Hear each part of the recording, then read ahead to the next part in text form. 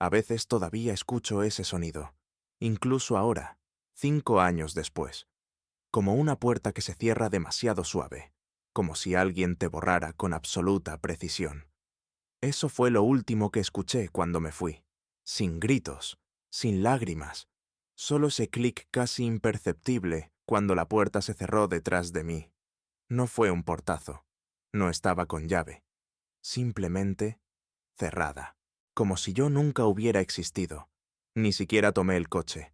Recuerdo haber caminado 4 manzanas en la oscuridad con una bolsa deportiva que ni siquiera era mía. Era de ella. Cremallera rosa, una correa rota. Lo único que empaqué fueron 2 camisetas, mi partida de nacimiento y un cepillo de dientes que nunca llegué a usar. También dejé atrás mi propio nombre, tal como ella me pidió. Desaparecí. ¿Y sabes qué es lo más enfermo de todo? Que pensé que tal vez me seguiría, que me escribiría un mensaje, una llamada. Algo como, espera, no quise decir eso. Pero nada llegó. Pasaron días, luego meses, luego estaciones enteras, y ella seguía sin buscarme. Probablemente pienses que soy dramático, lo entiendo. Quiero decir, la mayoría de los hombres no desaparecerían solo porque su esposa se lo pidiera. Pero yo no era la mayoría. Yo era un fondo, un relleno. Creo que siempre lo supe, en el fondo. Sus palabras exactas fueron: eres como el papel pintado, Lowell. Simplemente estás ahí. Necesito espacio para ser más que esto. Papel pintado. Ni siquiera pudo inventar un insulto decente. Me redujo a pintura beige y silencio, y me dijo que me quitara de en medio como si fuera moho detrás de un sofá. Y así lo hice. Me mudé a un pueblo donde la gente no hacía preguntas, sin identificación, sin tarjetas de crédito. Trabajaba el turno de noche limpiando máquinas expendedoras y estaciones de autobuses. Ponía nombres falsos en los registros de moteles. Una vez dormí en un trastero durante 2 semanas cuando no podía pagar el alquiler. Dejé de hablar con los espejos. Era más fácil no ver mi cara. La suya siempre resonaba en la mía. Hubo noches en las que quería gritar, no porque la extrañara, sino porque ni siquiera podía recordar cómo era mi rostro cuando era feliz. No solo antes de ella, sino antes de la erosión, antes de aprender a encogerme tanto que podía desaparecer por completo. Pero entonces algo cambió. El mes pasado recibí una carta, sin sello, sin dirección de remitente, simplemente metida entre 2 folletos fuera de una cafetería en Maine, sellada con cinta adhesiva. Dentro, una foto. Era ella, Vera, de pie frente a un cartel de conferencia, dándole la mano a un tipo con pinta de político, y con una frase escrita detrás con una letra que no había visto en medio decenio. Nunca te fuiste de verdad, ¿verdad? Casi se me cayó. Me había encontrado, o al menos a una parte de mí. El momento no tenía sentido, nada lo tenía, porque 2 días después pasaba por el ayuntamiento cuando la vi de nuevo. No en una carta, no en un sueño, en la vida real, en mi realidad, de carne y hueso y con esa sonrisa engreída. Estaba dando un discurso, el mismo vestido que recordaba, los mismos gestos de las manos, la misma arrogancia, pero algo en su rostro se quebró cuando me vio. Sus palabras se congelaron a mitad de la frase. La gente giró para seguir su mirada. Luego dio un paso atrás como si hubiera visto un fantasma.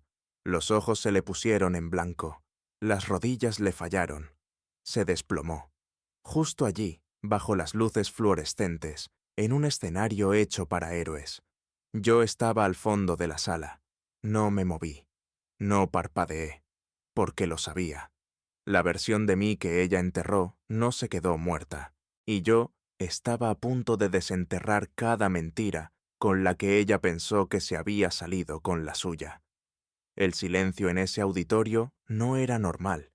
Era del tipo que te congela la espalda y ralentiza el aire a tu alrededor. Todos la miraban, caída al borde del escenario como una marioneta cuyos hilos se habían roto a mitad de la función. Y yo seguía de pie en la esquina del fondo, medio oculto bajo un cartel de salida que parpadeaba, con el corazón latiendo como si quisiera salir a rastras. Debería haberme ido en ese momento, escabullirme tal como llegué. Pero algo, ni siquiera sé qué, me ancló al lugar. Tal vez fuera curiosidad, tal vez rencor, tal vez algún diminuto hilo en mí todavía creía en el cierre. No había planeado nada de esto. No vine a destruirla. Vine a ver si todavía tenía corazón. En cambio, cayó como una piedra antes de que yo pudiera decir una palabra. La gente corrió hacia ella. Sacaron teléfonos. Alguien gritó que llamaran a un médico. Yo seguía congelado, mirando cómo la mujer que una vez me dijo que yo era un relleno en el borrador de su vida, yacía inconsciente en el suelo, respirando con dificultad, la mano temblando como si persiguiera algo en un sueño. Y entonces, juro que pasó. Abrió los ojos, solo por un segundo, y me vio de nuevo. Sus labios se movieron, apenas, como polvo soplado de una caja cerrada. Dijo una sola cosa, una sola palabra. Lowell, mi verdadero nombre. No el falso bajo el que viví 5 años. No el apodo que usaba en tiempos mejores. Number. Lo dijo como alguien dice algo que enterró muy hondo y esperaba no volver a ver. Como una maldición que regresa. Me marché. No corrí. Caminé. Despacio. Como si acabara de presenciar algo demasiado antiguo y poderoso para enfrentarlo. Pasé entre la multitud, que ni siquiera me notó. Todos estaban demasiado ocupados intentando resucitar su reputación. No sabía a dónde iba, pero mis piernas me llevaron 2 manzanas hasta un banco junto al lago. El mismo lago donde Vera una vez tiró mi teléfono al agua durante una pelea y dijo: «Ahora dejarás de quejarte por la conexión». Sí, lo recuerdo todo. Me senté allí casi 1 hora, mirando el agua como si pudiera darme respuestas. Y entonces, justo cuando estaba listo para desvanecerme de nuevo en el fondo, mi teléfono desechable vibró. Un mensaje. Sin número. Solo el texto. No puedes volver. Ellos no saben. Por favor, te lo ruego. Me quedé mirando la pantalla, parpadeando como si tal vez hubiera leído mal. ¿Ellos no saben? ¿Quién? ¿Sobre qué? Quise lanzar el teléfono al lago y olvidar que alguna vez había vuelto a su órbita. Pero en cambio, me levanté y caminé directo a la clínica local, la misma a la que la llevaron. No me registré. No pedí permiso. Encontré su habitación en el directorio y subí en silencio, usando la escalera como un fantasma que regresa al lugar de su muerte. Ella estaba despierta, tumbada en una cama de hospital, conectada a tubos, sin maquillaje, el pelo revuelto, el rostro pálido. Parecía más pequeña. O tal vez yo era el que había crecido ahora, después de 5 años aprendiendo a existir sin su voz dictando quién era. Cuando me vio en la puerta, no gritó, no lloró, susurró otra vez. Se suponía que debía seguir desaparecido. Yo no hablé. Esperé, como si le estuviera dando la oportunidad de reescribirlo todo. Pero entonces dijo lo único para lo que no estaba preparado. Lowell, si descubren que sigues vivo, todo lo que he construido se vendrá abajo. Y en ese instante entendí que no se trataba de amor, ni de arrepentimiento, ni siquiera de culpa. Se trataba de su secreto, un secreto tan grande que la llevó a querer borrarme. Y ella creyó que lo había logrado. Hasta ahora. Me quedé allí, en esa habitación blanca y estéril, mirando cómo los ojos de Vera iban de un lado a otro como un animal atrapado buscando una salida que ya no existía. No había mentiras preparadas para ese momento, ninguna historia ensayada para suavizar la verdad. Parecía una maga atrapada a mitad de truco con la trampilla atascada. Su voz estaba tensa, áspera, no por el dolor, sino por miedo. Miedo real, sin filtros, del tipo que ella solía burlarse cuando yo lo mostraba. «Lo digo en serio, Lowell», susurró, mirando hacia el pasillo como si alguien pudiera haberme seguido. «Aparecer así, no entiendes el daño que puedes causar». No me moví. No parpadeé. La dejé revolverse en su propio pánico mientras yo permanecía al borde de la habitación. como un recuerdo que se negaba a permanecer enterrado. Ni siquiera había pronunciado una palabra todavía, y de alguna manera eso la asustaba más que cualquier cosa que pudiera haber gritado. Al final se incorporó un poco, como si recordara que era alguien importante. Su expresión se endureció. La Vera que yo recordaba volvió a abrirse paso en su rostro. ¿Crees que esto es un drama? Aparecer en mi evento como un fantasma. ¿Qué quieres, Lowell? ¿Aplausos? ¿Un cierre? Sonreí. Apenas. Ni siquiera fue una sonrisa real, más bien un leve gesto de diversión que no pude ocultar. Cierre, dije al fin, la voz ronca por tanto tiempo sin usar. Me dijiste que desapareciera como si fuera basura en la acera. No puedes preguntarme qué quiero. Ella se estremeció. Bien. Saqué algo de mi bolsillo y lo dejé sobre la mesa al lado de su cama. Era la foto, la misma del sobre que ella de alguna manera me había enviado. Solo que ésta tenía una segunda imagen detrás, sujeta con un clip. Una foto de ella con un hombre de pelo oscuro, tomados de la mano detrás de una cortina de conferencia. No era profesional, era íntima. Sus ojos fueron a la foto, luego a mí. ¿De dónde sacaste eso?, susurró. Tú me enviaste la foto del frente. Debiste olvidar que la segunda estaba pegada. Silencio. Silencio denso. Culpable. No sé quién es él. Me encogí de hombros. Pero por cómo te desmayaste, supongo que él no debe saber nada de mí. Ella intentó alcanzar la foto, pero le detuve la mano en el aire. Se quedó inmóvil, y por primera vez vi algo en ella. Una fractura. El mismo tipo de grieta en la que yo solía esconderme cuando vivía bajo su control. Ahora era su turno de preguntarse quién tenía el poder en la habitación. Tú dijiste, ellos no saben, dije con calma. ¿Quiénes son ellos? ¿La prensa? ¿La familia de él? ¿Tu junta de la fundación? Siguió en silencio, los labios apretados en una línea fina y pálida. Y entonces se delató. Miró a la puerta otra vez, no a la ventana, no al mostrador de enfermería, a la puerta, como si esperara que alguien muy específico entrara de golpe. Seguí su mirada, luego me acerqué despacio a la mesita de noche y abrí el cajón. Dentro, un collar de diamantes. Elegante, caro, no suyo. Vera nunca usaba diamantes. Decía que eran símbolos vulgares de estatus para mujeres inseguras. Pero allí estaba, en una cajita de terciopelo con una tarjeta de presentación pegada debajo. Martin Royce, CEO, Royce Development Group. Lo levanté. ¿Así que este es el tipo? Ella no lo negó. Su silencio fue la confirmación. Le mentiste, dije en voz baja. Le dijiste que tu marido había muerto, o que huyó, o tal vez dijiste que nunca existí.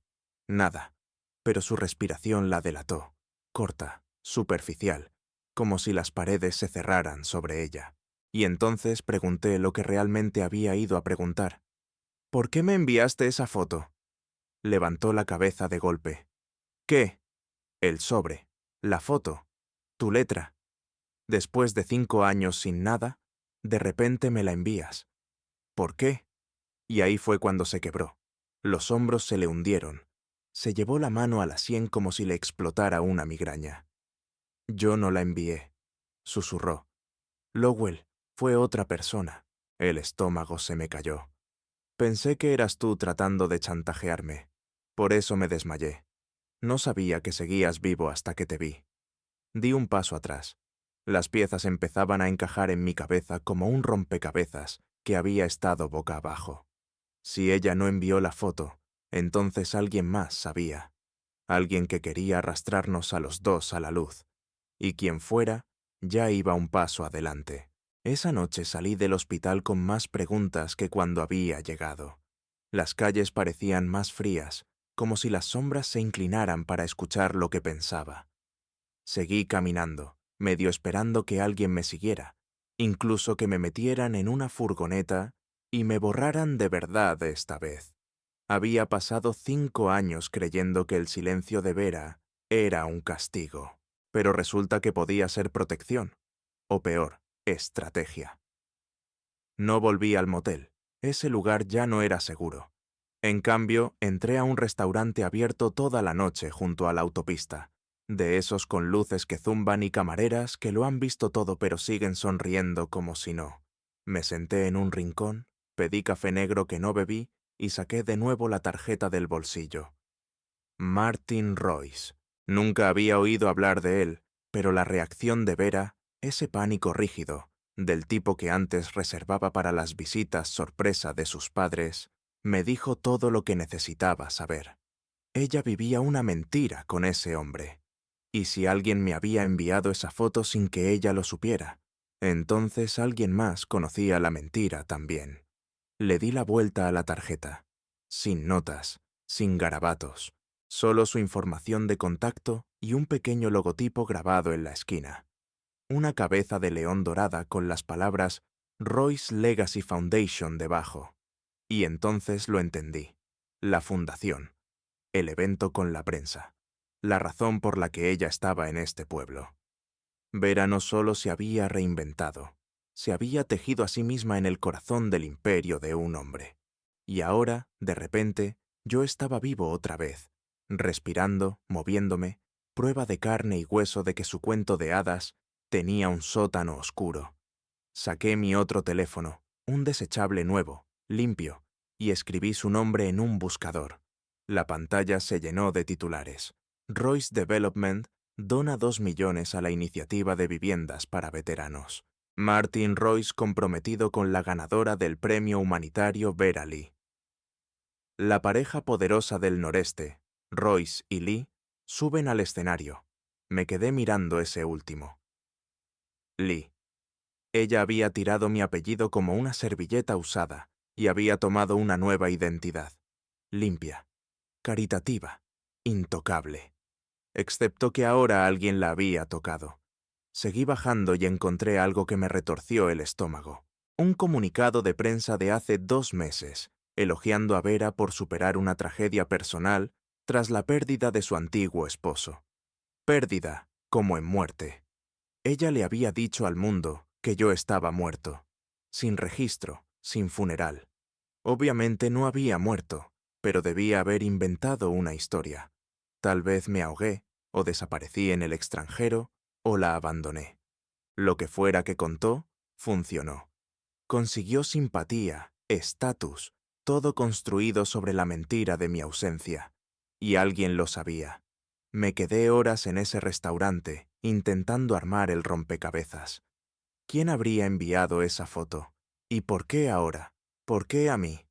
No me quedaba mucha gente de mi antigua vida. Vera se había encargado de eso. Siempre me aisló, lenta y sutilmente. Mis amigos desaparecieron del mapa. Mi propia hermana dejó de contestar mis llamadas el último año de nuestro matrimonio. Vera siempre decía que era mejor así, menos gente entrometiéndose en nuestra vida privada. Pero entonces un nombre sonó en mi mente como una campana.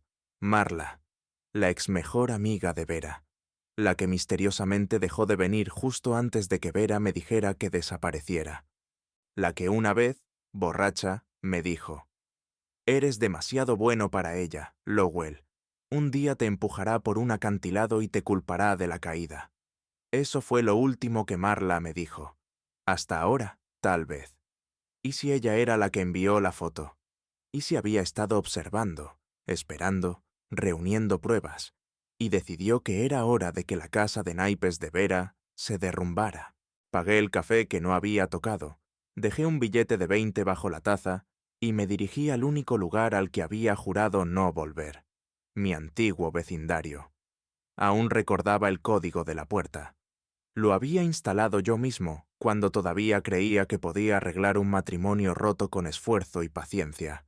El mismo complejo de apartamentos donde vivimos durante el último año. No fui a nuestro apartamento. Fui al 2B, justo debajo, el de Marla. Toqué la puerta. Silencio. Luego pasos. La puerta se entreabrió y allí estaba ella. Más mayor, sí. Otro color de pelo. Pero esos ojos, afilados, cansados, sabiendo. Me miró durante 5 segundos enteros antes de hablar. Y cuando lo hizo, no dijo: «Hola», ni «Oh Dios mío, estás vivo». Solo dijo: Me preguntaba cuánto tardarías en encontrarme. Marla no me invitó a entrar de inmediato. Se quedó en la puerta, con una mano en el marco como si no supiera si iba a dejar entrar a un viejo amigo o a un arma cargada. Yo no dije nada. No hacía falta. Sus ojos lo decían todo. Escaneaban mi rostro como si quisieran comprobar si todavía era humano bajo todos esos años de silencio. Al final, con un suspiro resignado, se apartó y me hizo una seña para que pasara. El apartamento no había cambiado mucho. El mismo sofá maltrecho con la manta de ganchillo, los mismos estantes polvorientos llenos de discos y guiones de películas viejas que nunca terminó. El aire olía a canela y vainilla, y por un extraño segundo me sentí más seguro que en años. Se sentó frente a mí, con las piernas cruzadas en un sillón desparejado, sosteniendo una taza de té desconchado que seguramente llevaba frío horas. Esperé a que hablara. No lo hizo.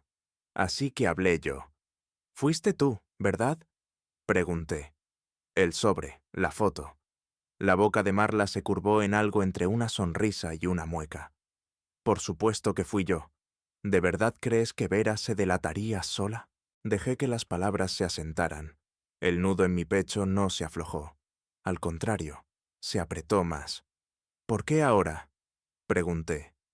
«5 años, Marla. ¿Por qué no viniste antes?».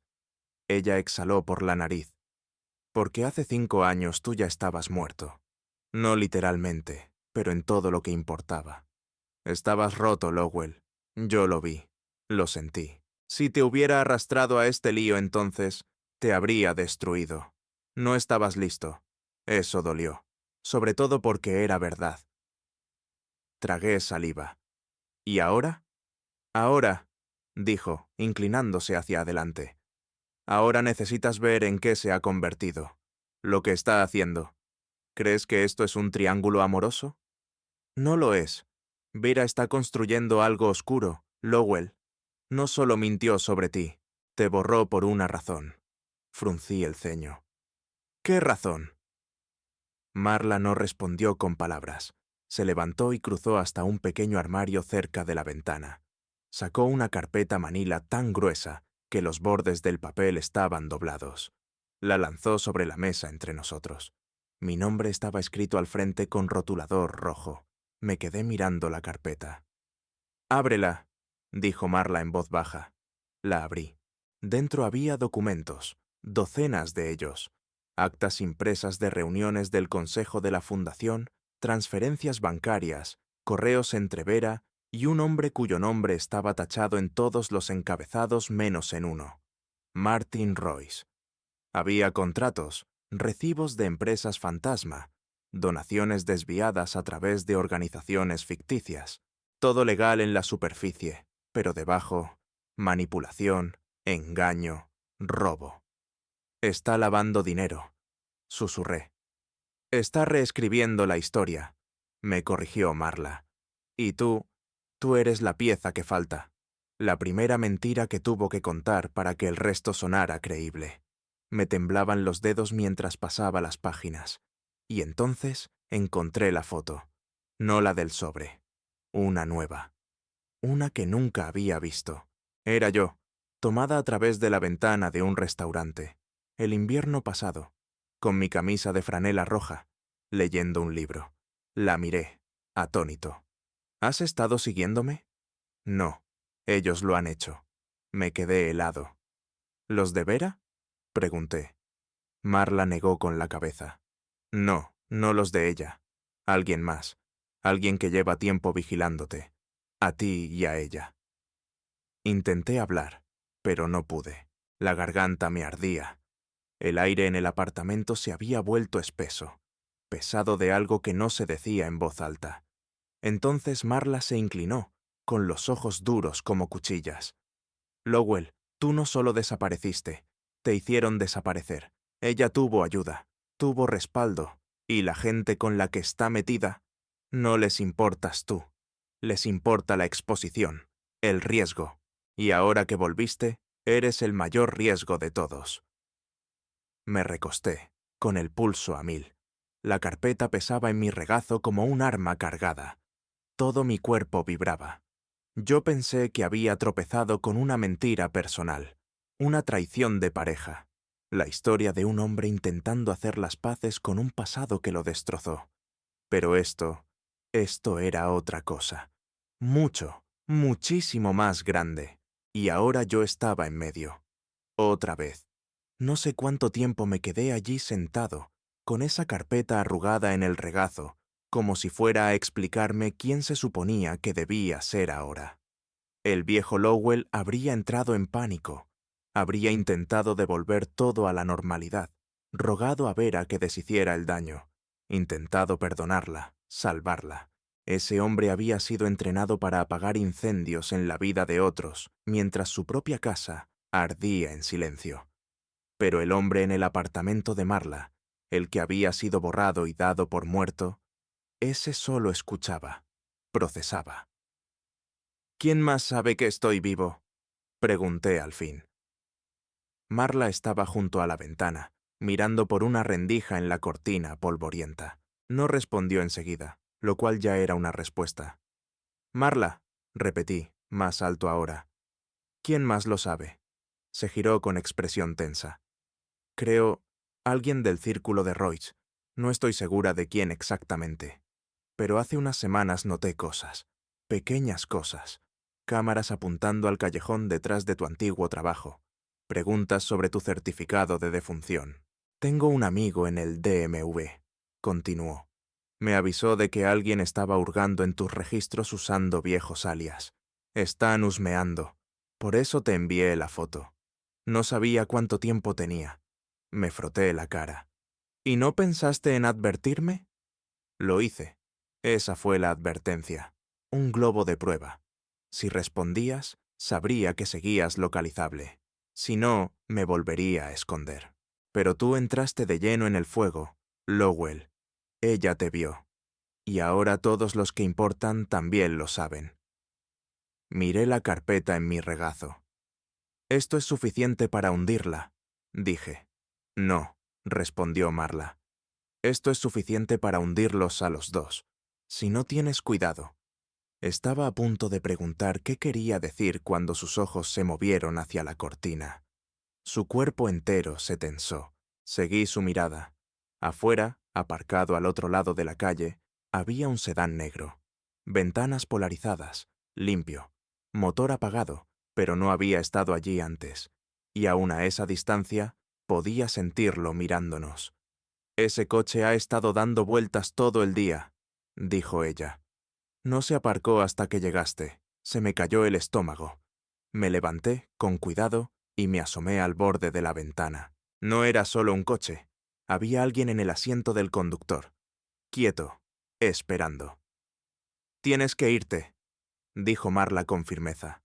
Ahora, antes de que hagan algo estúpido. ¿A dónde? No me importa. Solo no aquí. No puedo protegerte si te quedas. No discutí. Deslicé la carpeta de nuevo en el sobre y me subí la cremallera del abrigo. Marla me puso en la mano un teléfono barato, de esos desechables que solo salen en películas de narcos. Usa esto, una sola llamada, no mensajes. No lo enciendas a menos que sea una emergencia. Salí por la puerta trasera y me escabullí por el callejón. El aire afuera era frío y cortante. A lo lejos escuché sirenas. O tal vez era solo el golpeteo de mi propio corazón. No miré atrás. Caminé hasta llegar a una estación de autobuses en un pueblo 2 más allá. Pagué en efectivo. Me senté al fondo con el sobre apretado contra mis costillas como si fuera una segunda columna vertebral. Mientras el autobús avanzaba, seguí mirando por la ventana, buscando ese coche, algún rostro conocido. Pero solo vi reflejos. El mío. Mi cara cansada, vacía, mirándome de vuelta. Y por un instante me pregunté qué haría si todo esto realmente se descontrolaba. Si tuviera que elegir entre exponer a Vera y sobrevivir a las consecuencias. Porque aquí está la verdad que nadie quiere admitir. A veces no vuelves del todo de una traición. No porque seas débil, sino porque la persona que eras antes ya no existe. Y Vera, ella no solo me traicionó, me reemplazó. Ahora tenía que decidir si iba a recuperar mi lugar o destruir todo lo que ella había construido con las cenizas. No había dormido en más de 30 horas, pero ahí estaba, desplomado en el fondo de un autobús destartalado, abrazando un sobre como si fuera lo único que mantenía mis pulmones funcionando.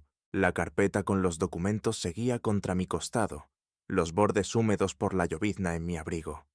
Miraba sin ver el asiento de enfrente, intentando convencerme de que ese ardor en mi estómago era hambre, y no el desmoronamiento de 5 años de silencio. No sabía a dónde iba el autobús. Le dije al conductor que pagaría la ruta más larga que costara menos de $40. Él asintió y tomó mi dinero sin mirarme 2 veces. Eso era bueno. Cuanta menos atención atrajera, mejor. Porque si lo que dijo Marla era cierto, y alguien en el mundo de veras sabía que estaba vivo, entonces era solo cuestión de tiempo antes de que dejaran de preguntar por mí y empezaran a buscarme de verdad.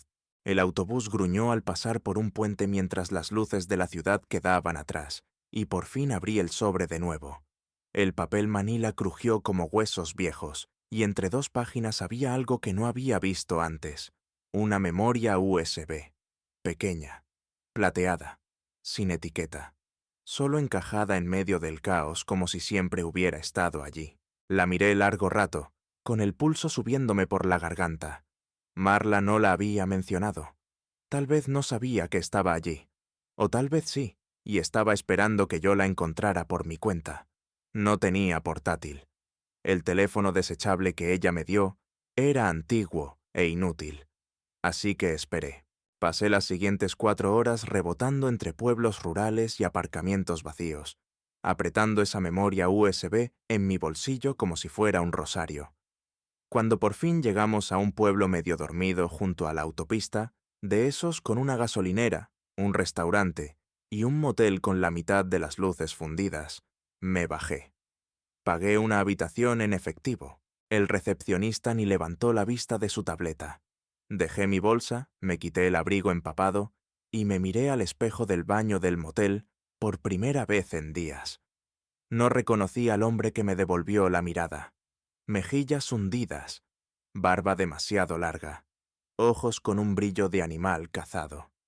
A la mañana siguiente encontré una biblioteca comunitaria, de esas con alfombra desgastada, aire rancio y ordenadores gratuitos si dejabas tu identificación. Le dije a la mujer del mostrador. La perdí en una inundación. Me miró de arriba abajo, suspiró y dijo: 10 minutos, no rompa nada. El ordenador arrancó más lento que un perro viejo levantándose de la siesta. Me temblaban las manos al conectar la memoria. Parpadeó 2 veces. Luego apareció una carpeta.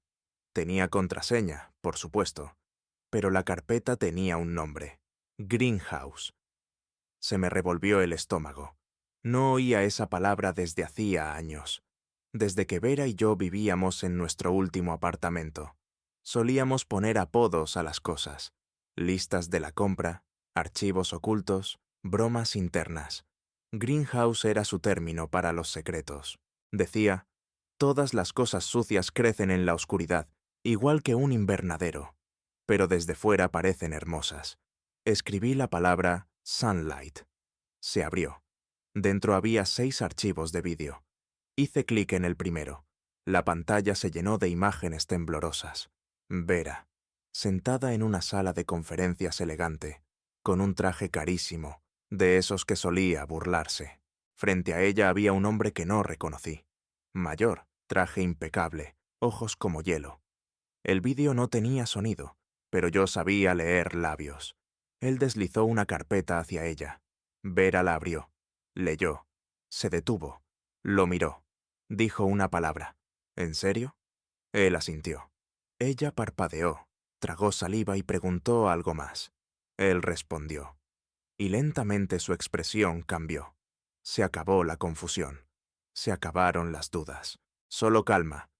Fría. Calculadora. Cerró la carpeta, le dio la mano y el vídeo terminó.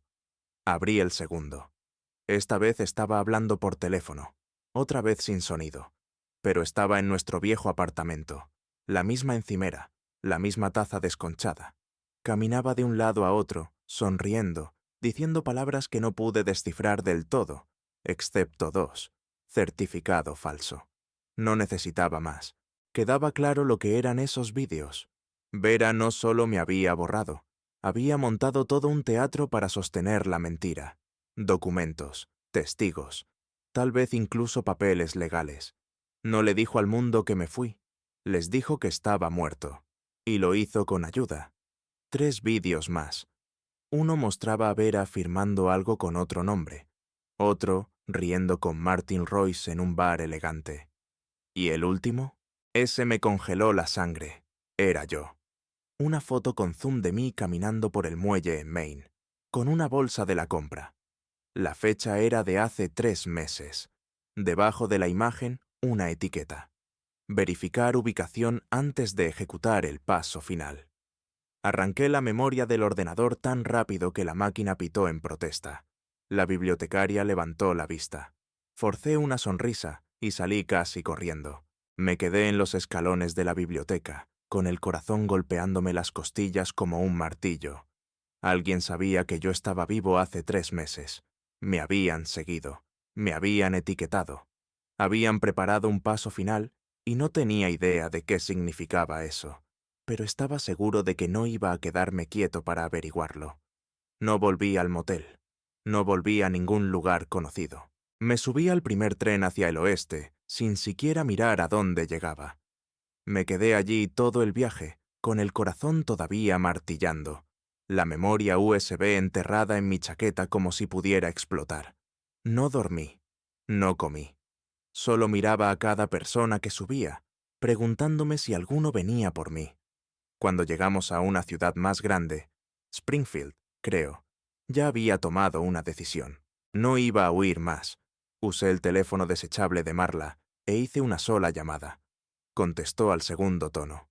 «Es hora», dije. No preguntó qué quería decir. Solo dijo: «¿Dónde?». 2 días después nos encontramos en una cafetería a las afueras de Boston. Marla trajo todo: la carpeta, otra memoria, incluso la foto original. La vi meterlo todo en un sobre blanco y entregárselo al hombre que la esperaba junto a la ventana. Llevaba traje gris oscuro, corbata sencilla, cara de pocos amigos. Federal, Departamento de Justicia. Sus palabras fueron simples: «Hemos estado esperando esto». Marla asintió con rigidez. Yo no dije nada. El hombre me estrechó la mano y dijo: «Tu nombre va a estar protegido. Tienes mi palabra. Seguridad de testigos puede darte un nuevo comienzo, o...». «No», interrumpí. «Ya no me voy a esconder». Se detuvo, sorprendido. «¿Seguro?», asentí. Ella me robó 5 años. No le voy a dar 5 más. Lo que siguió fue una vorágine de declaraciones, formularios legales, reuniones con investigadores. Los vídeos de la memoria eran reales. Las empresas fantasma eran reales. El blanqueo, el certificado de defunción falso, incluso su relación con Martin Royce. Todo parte de una máquina cuidadosamente construida sobre mi silencio. Pero el silencio solo sostiene las mentiras hasta cierto punto. Cuando estallaron los titulares, estaban en todas partes. El imperio Royce sacudido por acusaciones de fraude. Se desploma la pareja poderosa. Matrimonio secreto y muerte falsa, revelados. Habla el esposo desaparecido. Me dijeron que desapareciera. Ahora recupero mi vida. Vera fue arrestada en una gala ante docenas de cámaras. Dijeron que ni siquiera parpadeó cuando le pusieron las esposas. Solo miró al frente, como si todavía creyera que podría hablar hasta salir del lío. Pero esta vez había demasiadas voces, incluida la mía. ¿Martin Royce? Resulta que él sabía parte. No todo. Cuando supo de mí, cuando supo que Vera había falsificado mi muerte y nuestro divorcio para mantener su reputación intacta, él se quebró. Testificó. Y su imperio casi colapsó. Pero consiguió un trato. No me importaba. Yo no lo hacía por él. Lo hacía por mí. Ha pasado 1 año. Vivo en un pueblo pequeño cerca de Asheville, Carolina del Norte. Alquilo una casita con un porche que cruje cada vez que abro la puerta. Trabajo en una librería del centro. Trabajo tranquilo, estable. La gente no pregunta mucho, y por fin estoy bien con no dar explicaciones. Marla sigue llamando cada pocas semanas. No hablamos mucho del pasado. Ella está escribiendo unas memorias. Le dije que no quería ser personaje en ellas. Se rió y dijo: «Has estado invisible demasiado tiempo. Deja que alguien cuente tu historia por una vez». ¿Y Vera? Aceptó un acuerdo. 5 años mínimo. Tal vez más. No vi la sentencia. No hacía falta. Pero la semana pasada recibí una carta. Sin remitente. Solo mi nombre al frente. Dentro, una sola frase escrita con su letra familiar. Sobreviviste a mí. Doblé la carta. La quemé en la chimenea. Y mientras las cenizas se convertían en humo, por fin sentí algo que no había sentido en mucho tiempo. Paz. No venganza. No cierre. Ni siquiera victoria. Solo paz. Porque ella me dijo que desapareciera. Pero en vez de eso, volví. Y esta vez me quedé.